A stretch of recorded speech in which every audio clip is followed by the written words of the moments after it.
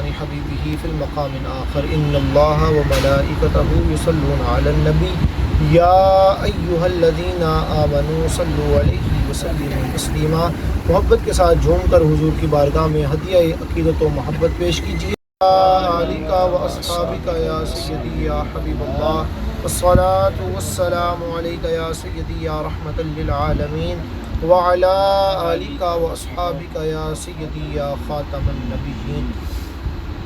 رب قدوس کی خاص توفیق اور عنایت سے اللہ پاک نے ہم سب کو یہاں ہفتہ وار محفل میلاد مصطفیٰ صلی اللہ علیہ وآلہ وسلم میں شریک ہونے کی سعادت عطا فرمائی۔ دعا ہے مولا کریم ہم سب کا یہاں مل بیٹھنا اپنی پاک بارگاہ میں قبول و منظور فرمائے۔ جیسا کہ آپ سب کے علم میں ہے کہ ماہ ربیع النور شریف کی بابرکت ساعتیں جاری و ساری ہیں۔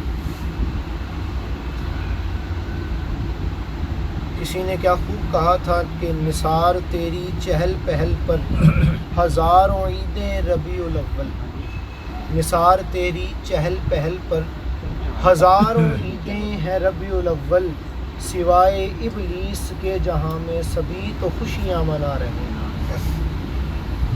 اور یہ یاد رکھیے گا، جس وقت مصطفیٰ کریم علیہ الصلوۃ والسلام کی ولادت ہوئی، اس وقت بعض روایات کے مطابق 40 دن، بعض روایات کے مطابق 40 سال شیطان چیخیں مار مار کے روتا رہا۔ حضور کی ولادت ہوئی، اس کے بعد سے لے کر 40 دن یا 40 سال تک شیطان چیخیں مار کے روتا رہا۔ کیوں روتا رہا؟ کیا وجہ تھی؟ وجہ یہی تھی کہ شیطان نے اللہ سے ڈٹ کے ایک بات کی تھی کہ میں تیرے بندوں کو گمراہ کروں گا، اہدنا الصراط المستقیم۔ لیکن جب رحمت للعالمین کی آمد ہوئی تو اسے پتہ لگ گیا کہ میں کتنوں کو بھی راہ راستے سے ہٹاؤں، اس شخصیت کی، مولا کے اس محبوب کی تربیت میں اتنا کمال ہوگا کہ وہ لوگ پھر سے صراط مستقیم پر چل پڑے۔ وہ جانتا تھا کہ حضور کی آمد سے میرے سارے منصوبے مٹی میں مل جائیں گے، اس لیے حضور کی آمد پہ زاروں کتار روتا رہا، چیخیں مار مار کے روتا رہا۔ اور یہ ایک المیہ ہے، اس وقت شیطان رویا، آج اس کے چیلے رو رہے ہیں۔ کیا وجہ ہے نا؟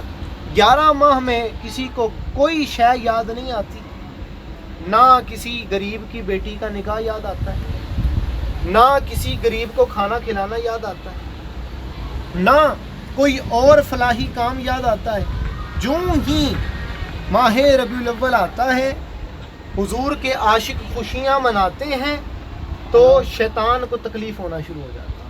یہ شیطانی فکر ہے، شیطانی سوچ ہے کہ جس نے ان ذہنوں کو کند کر دیا، محدود کر دیا، انہیں نیرو مائنڈ کر دیا کہ وہ اس بات کو سوچتے ہی نہیں کہ یارو دیکھو تو صحیح جشن ہے کس جس کی خاطر مولا نے سب کچھ عطا کیا۔ اعلیٰ حضرت فرماتے ہیں نا، سرور کہوں کہ مالک و مولا کہوں تجھے، باغ خلیل کا گلے زیبا کہوں تجھے۔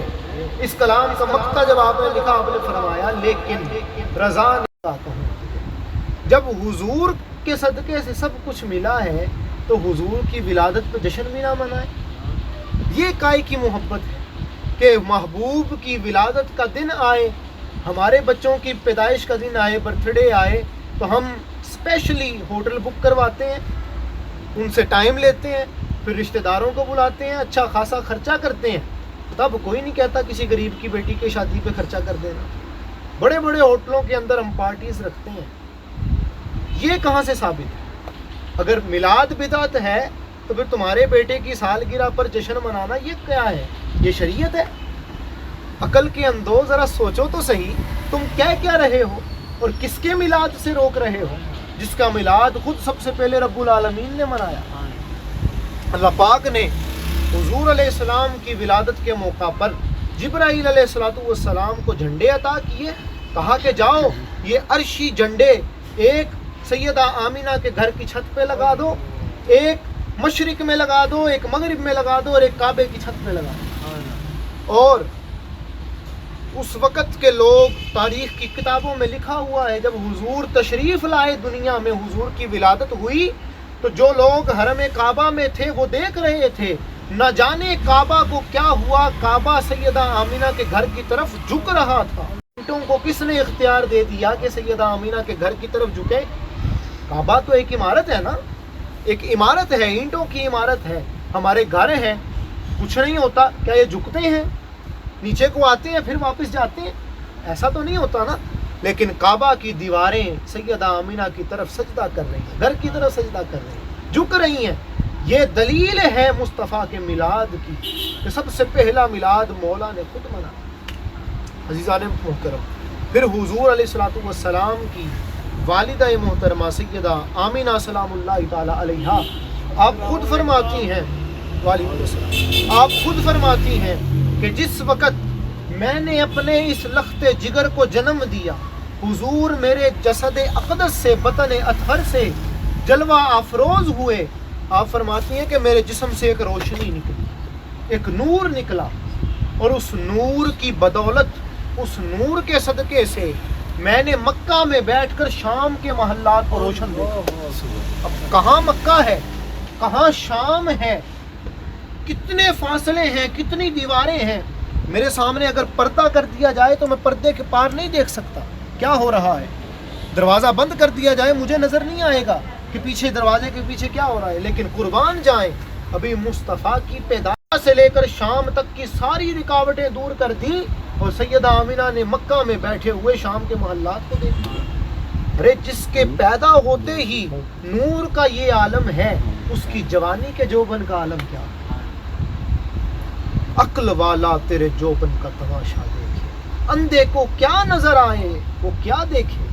اور سیدی اعلیٰ حضرت نے کہا نا، صبح ہوتا ہے میں زمین بٹتا ہے باڑا نور کا، صدقہ لینے نور کا آیا ہے تارا نور کا، نور کی سرکار سے پایا دوشالہ نور کا، وہ مبارک تجھ کو ذوالنورین جوڑا نور کا، اور ناریوں کا دور تھا، دل جل رہا تھا نور کا، آقا تجھ کو دیکھا ہو گیا ٹھنڈا کلیجہ نور کا۔ عزیزان محترم، حضور، اعتراض ایک ہوتا ہے کہ حضور نور ہیں یا بشر ہیں، لوگ کرتے ہیں اعتراض، کچھ کہتے ہیں حضور بشر ہیں نور نہیں ہیں، کچھ کہتے ہیں حضور نور ہیں۔ بشریت کو تو سارے مانتے ہیں لیکن نورانیت کو نہیں مانتے اکثر لوگ۔ اب اس کا جواب سن لیجئے، یاد رکھیے نور جو ہے نا وہ ہوتا ہے لطیف۔ اب لطیف کا مطلب کیا ہے؟ لطافت کسے کہتے ہیں؟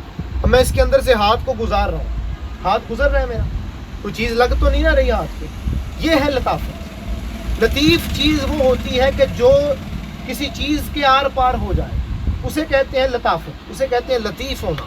اب حضور خواجہ خواجگان پیر سیال لجپال خواجہ قمر الدین سیالوی رحمۃ اللہ تعالی علیہ، آپ اپنے مکتوبات میں لکھتے ہیں کہ ایک محدث تھے، حدیث پاک کا درس دینے والے، وہ احادیث بچوں کو پڑھایا کرتے تھے۔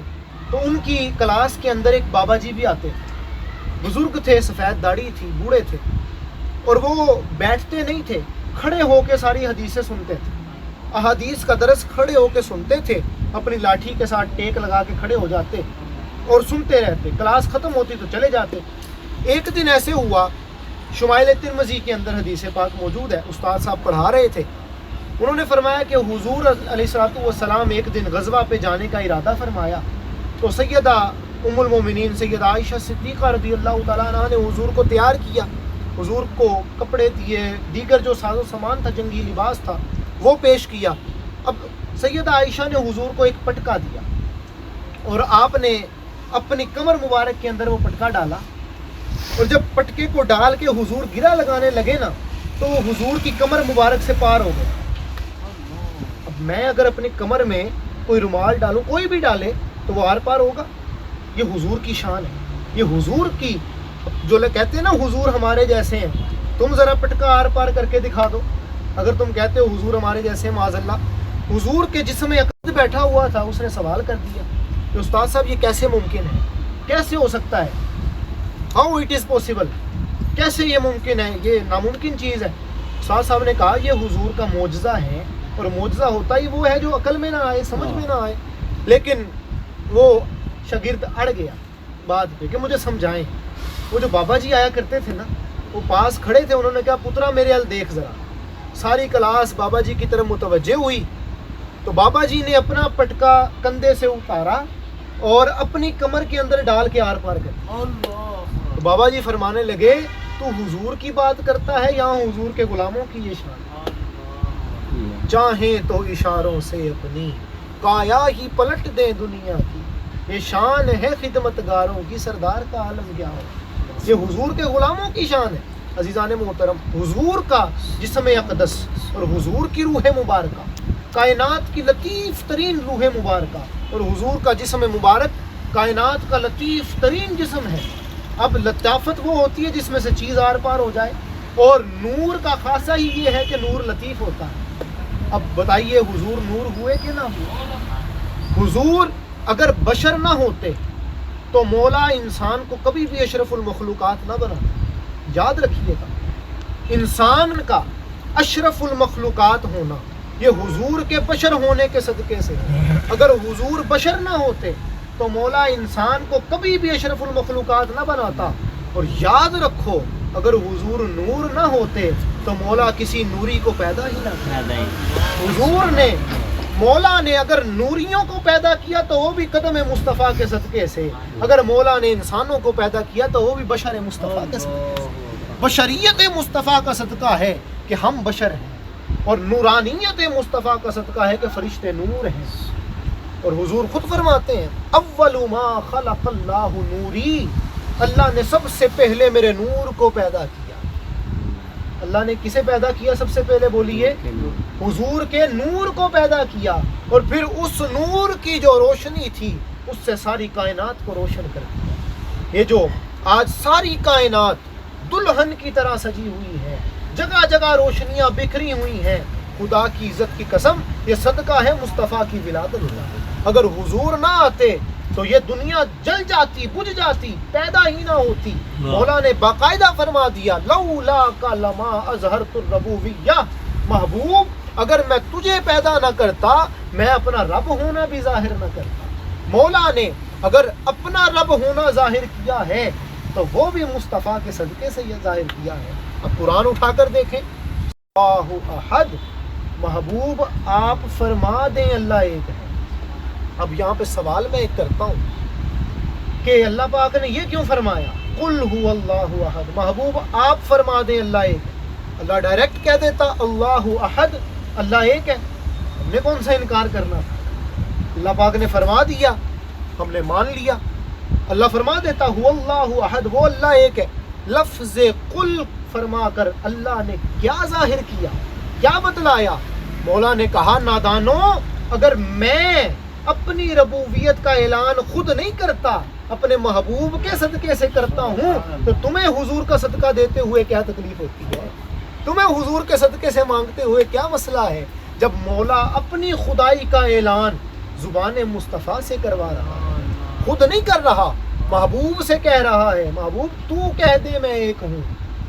तो मौला भी चाहता होगा ना कि मेरा महबूब मुझे मनवाए, मौला की भी ख्वाहिश होगी कि मेरा महबूब मुझे मनवाए। अब देखो ना, जब हुजूर ने ऐलान नबूवत फरमाया और उस पहाड़ी पर सारा मक्का जमा था, हुजूर ने फरमाया अगर मैं कहूँ इस पहाड़ के पीछे से एक लश्कर हमला करने लगा है तो मानोगे? पूरे मक्के ने कहा, ईमान नहीं लाए थे वो काफिर थे, कुफारे मक्का थे, लेकिन पूरा मक्का बोल उठा ए मोहम्मद सल्लल्लाहु अलैहि वसल्लम हम ज़रूर मानेंगे, क्योंकि आपसे बड़ा सच्चा है ही कोई नहीं। लेकिन मुस्तफ़ा की सदाकत को माने बैठे थे, हुजूर की ज़ात को तो माने बैठे थे ना। मौला यही चाहता था कि महबूब तुझे मान गए ना, सब कुछ हो गया। फिर अल्लाह पाक ने फिर उनमें से ही बहुत सौ को हुजूर के गुलाम भी बना दिया। हुजूर के कितने ही गुलाम बन गए सिवाय उनके के जिनके दिलों पे मोहरें लगी हुई, लेकिन जिसे हुजूर के कदमैन के सदक़े से मिल रही हैं, हुजूर की विलादत के सदक़े से मिल रही हैं। और हर उम्मती का फ़र्ज़ है कि हुजूर की विलादत पर खुशियाँ मनाए, हुजूर की विलादत पर खुशियों का इजहार करे। چاہے جیسے بھی کرے، گھر میں بیٹھ کر، بچوں میں بیٹھ کر حضور کے تذکرے کرے، یہ بھی حضور کی ولادت پر خوشی منانا ہے۔ کسی کو خوشی سے چند لقمے کھلا دے، کسی کو خوشی سے ایک کپ چائے کا پلا دے۔ دوست ہے نا، آپس میں چائے پیتے رہتے ہیں نا، بیٹھتے ہیں، جا کے ہوٹل پر بیٹھ گئے، چائے پی لی، چند دوستوں کو اکٹھا کیا، جا کر ہوٹل پہ بیٹھے، چائے پی، اور ان سے کہا کہ یار میرے محبوب تشریف لائے ہیں، اس خوشی میں چائے پلا رہا ہوں۔ یہ بھی میلاد مصطفیٰ ہے۔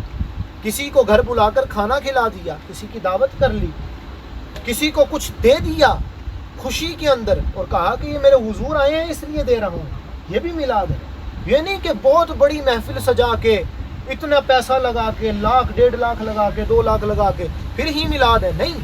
خوشی سے حضور کی آمد کی خوشی پر 1 روپیہ خرچ کرنا بھی میلاد ہے۔ اور میں آپ کو چلتے چلتے ضمناً ایک بات عرض کرتا چلوں، حضرت شاہ عبدالحق محدث دہلوی رحمۃ اللہ تعالی علیہ، آپ کے والد محترم حضرت شاہ عبدالرحیم محدث دہلوی رحمۃ اللہ تعالی علیہ، آپ فرماتے ہیں کہ ایک مرتبہ میں حضور کا میلاد ہر ماہ منایا کرتا تھا۔ ایک مرتبہ ایسا ہوا کہ پیسے تھوڑے کم تھے، تو مطلب کہ لنگر کا زیادہ اہتمام نہیں کر سکتا تھا۔ آپ فرماتے ہیں کہ میں بازار سے چنے لے آیا، اور میں نے کچھ دوستوں کو بلایا، میلاد کیا، حضور کا ذکر کیا، اور وہ چنے ان میں تقسیم کر دیے، کھا لیے۔ فرماتے رات جب میں سویا نا، تو مجھے خواب میں حضور کی زیارت ہوئی، اور حضور کے سامنے بہت سے کھانے پڑے ہوئے تھے، طرح طرح کے بڑے بڑے اعلیٰ عالی شان قسم کے کھانے پڑے ہوئے تھے، چنے جو میں نے میلاد کے لنگر میں رکھے تھے، اور حضور ان چنوں کو بڑے خوش ہو کے تناول فرما رہے تھے، کھا رہے تھے۔ عزیزان محترم، عشق کے ساتھ اگر 1 روپیہ بھی خرچ کرو گے نا، تو حضور بڑا ہی خوش ہوں گے، بڑے ہی راضی ہوں گے۔ تو آج عہد کیجئے، ہم میں جتنی بھی سقط ہوگی، ہم حضور کی آمد پہ خوشیاں ضرور منائیں انشاءاللہ، جیسے بھی کریں، چاہے 1 روپیہ ہی خرچ کیوں نہ کریں، لیکن خوشی ضرور منائیں۔ یہ خوشی منانا ہی صحیح معنوں میں ہمارے انسان ہونے کی دلیل ہے، اور ہمارے امت مصطفیٰ ہونے کی دلیل ہے، کہ ہم حضور کے میلاد کی آمد، حضور کی آمد پر اور حضور کے میلاد پر ڈھیروں خوشیاں مناتے چلے جائیں، اور ہر ایک کو سینے سے لگاتے چلے جائیں حضور کی خوشی میں۔ اللہ پاک ہم سب کو عمل کی توفیق عطا فرمائے، اور مصطفیٰ کی آمد کا صدقہ اللہ پاک ہم سب کے گھروں کو خوشیوں سے مالا مال فرمائے۔ وآخر دعوانا ان الحمدللہ۔ جڑا مومن ہے نا، وہ ٹکانہ ہے کہ جنت الفردوس دے وچ۔ مومن دیاں نشانیاں کی نے بھائی، ساڈے کہڑا کہڑا مومن ہے، وہ 6 نشانیاں اللہ پاک نے دسیاں کہ جس وہ 6 خوبیاں ہون گیاں، وہ مومن ہے، وہ ٹکانہ جنت الفردوس دے وچ۔ تو پہلی خوبی یہ ہوئے کہ وہ نماز خشوع خضوع دے نال ادا کرتا ہوئے، نمبر 1۔ یہ جو میں 6 دسنا گا، یہ تفصیل جڑے نے حضرت صاحب اگلے پیر انشاءاللہ تعالی تانوں ترتیب دے نال تفصیل دے نال پھر بیان کرن گے، نالے پتہ لگے بھائی یہ ساڈا موضوع ہویا کرنا۔ پہلی خوبی مومن دے وچ ہوگا کہ نماز جڑی پڑھے خشوع خضوع دے نال پڑھے۔ نمبر 2، امانت چ خیانت نہ کرتا ہوئے، کسی نے امانت دی ہے خیانت نہ کرے۔ نمبر 3، وعدے دا پکا ہوئے، وعدہ خلافی نہ کرتا ہو۔ نمبر 4، اپنی شرمگاہ کی حفاظت کرتا ہو۔ نمبر 5، اپنے نماز دی حفاظت بھی کرتا ہوئے، یہ تفصیل دسن گے بعد۔ نمبر 6، اگر کسی دے نال کوئی معاملہ غلط ہو جاوے، ہو ہی جاتا تو انہوں اٹ دا جواب پتھر نال نہ دے۔ اگر کسی نے کیا ہے نا، کوئی گل سخت کر دیتی ہے، وہ یہ نہ کوئی میں تینوں اٹ دا جواب پتھر نہ دینا، نہیں، انہوں نرم لہجے نہ گل کرے، نہیں۔ یہ جس بندے 6 خوبیاں ہون گیا وہ مومن ہے۔ یہ اسی ہوں اپنے سارے نے حساب کرنا ہے کہ ساڈے چ آیا یہ خوبیاں ہے، اگر نہیں تو یہ ترجمہ ہے گا۔ یہ تفصیل دے نال جڑا نا اگلے پیر انشاءاللہ تعالی یہ تہاڈے کول نا ایک موضوع آ گیا، اس تے نا تفصیلی روشنی پانی۔